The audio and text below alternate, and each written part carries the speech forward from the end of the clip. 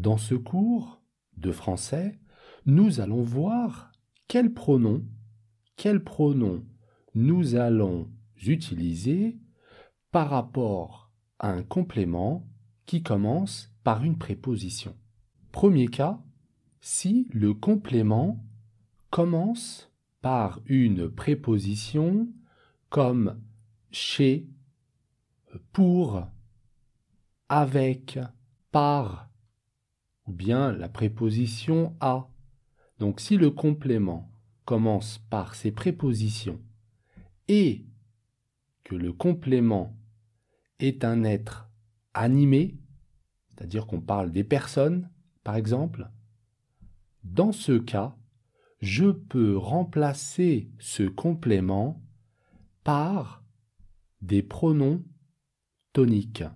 Et les pronoms toniques sont moi, toi, lui au masculin, elle au féminin, nous, vous, eux pour un masculin pluriel, ou bien elle avec un S pour un féminin pluriel. Moi, toi, lui, elle, nous, vous, eux, elle.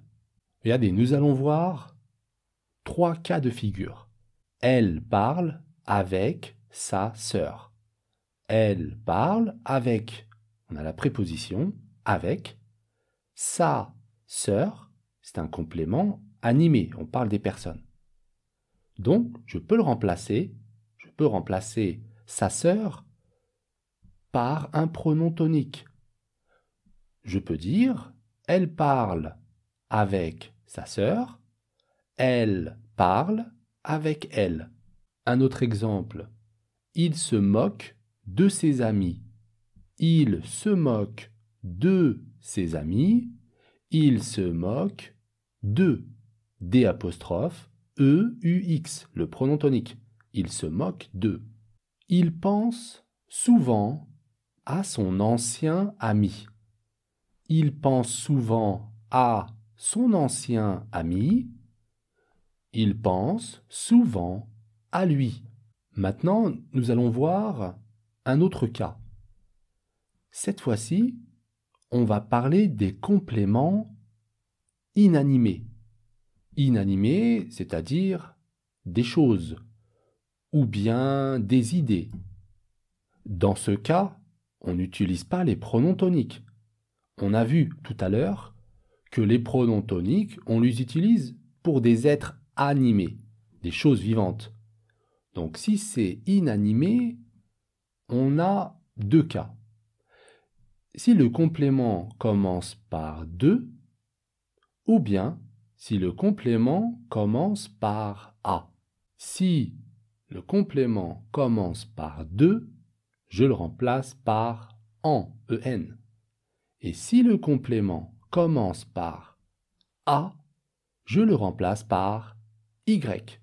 Voyons 2 exemples pour bien comprendre. Il se moque de son comportement. Il se moque de, préposition de, son comportement. Ici, on parle d'un comportement, on ne parle pas des personnes. Je peux le remplacer par en. Il s'en moque. Il se moque de son comportement, il s'en moque. Je pense à nos vacances. Je pense à nos vacances. À nos vacances. Ça commence par à, préposition à. Nos vacances, c'est inanimé, on parle des vacances. Donc, je le remplace par y. J'y pense. Je pense à nos vacances, j'y pense. Alors attention, maintenant, nous allons voir un cas particulier. Et ce sont ces cas particuliers qui nous créent des problèmes.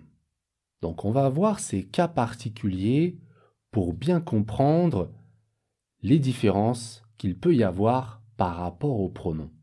On a des verbes qui peuvent être suivis d'un complément animé ou bien inanimé.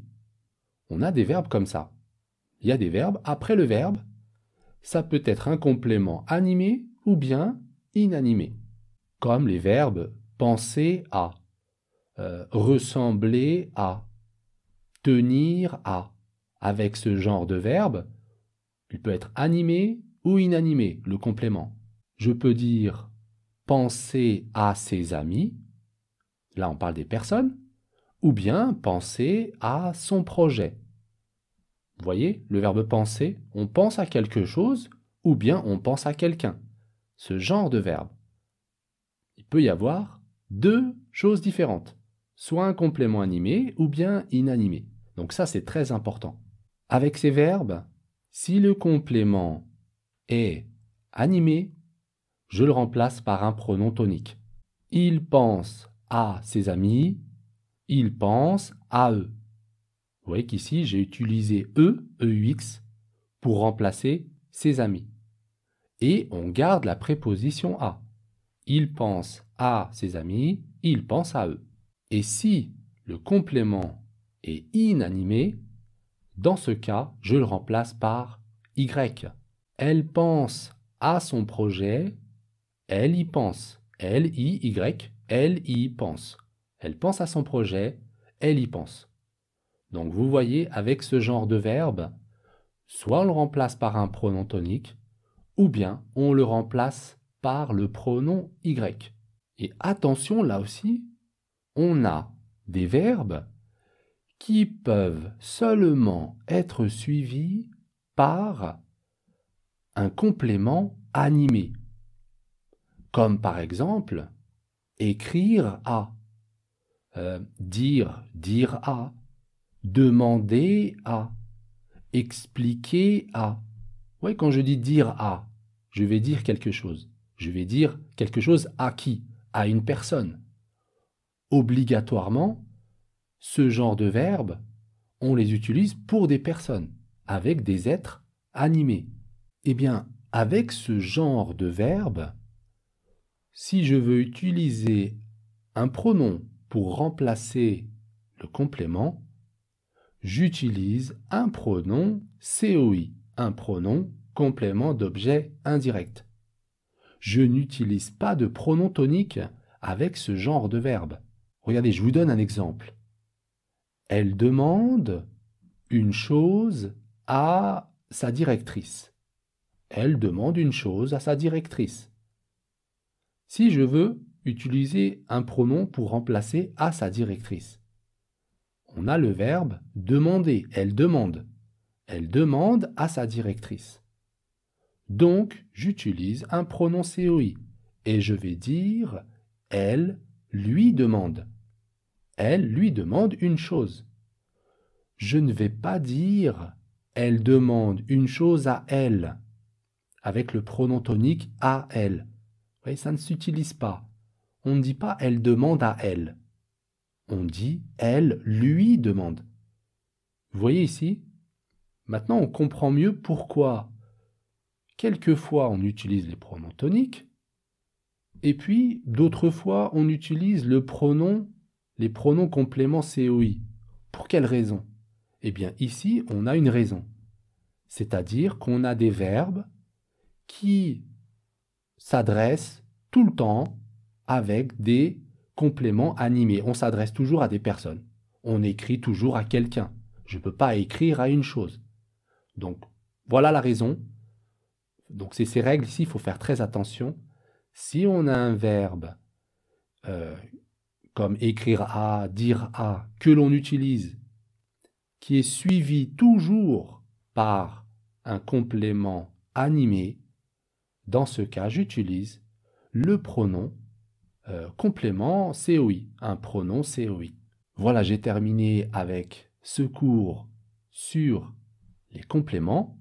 J'espère que cette vidéo vous sera utile et qu'elle vous aidera à moins faire d'erreurs par rapport à l'utilisation des pronoms, faire la différence entre un pronom tonique, un pronom COI et les pronoms en, en ou bien les pronoms Y.